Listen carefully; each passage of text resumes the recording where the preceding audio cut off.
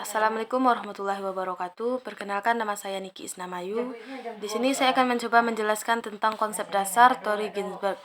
Pada tahun 1951, Ginzburg dan Nerma dipandang sebagai ahli pertama yang melakukan penelitian terhadap pilihan karir dari sudut pandang perkembangan, dan secara sederhana juga teman-temannya menjelaskan bahwa karir merupakan suatu proses yang tidak dapat dirubah, dan dia terjadi karena adanya dalam periode yang jelas dan digolongkan dalam dasar persetujuan yang dibuat antar individu.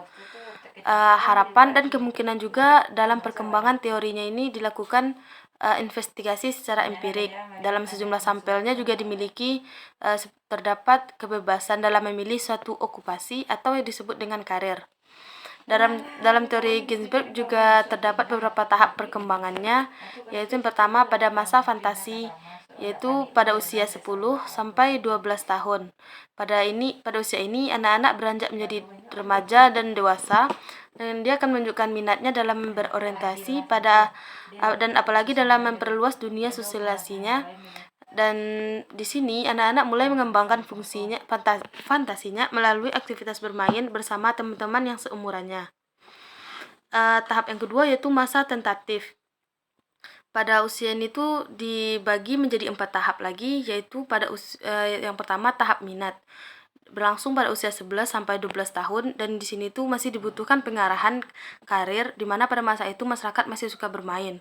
Dan yang kedua tuh tahap kapasitas pada usia 12 sampai 14 tahun, dan di sini anak-anak sudah mulai belajar dalam mengembangkan minatnya.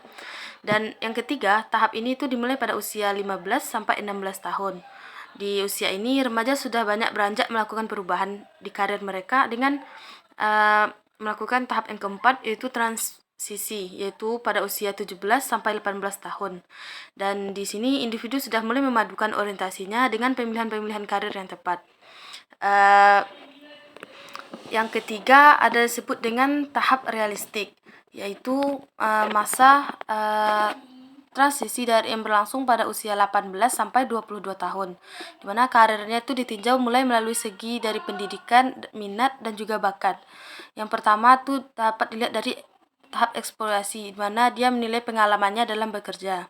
Yang kedua, tahap kristalisasi, yaitu dimulai dengan melakukan pengalaman dan kegiatan yang berhubungan dengan kerja atau pola-pola gagal di dalam karirnya.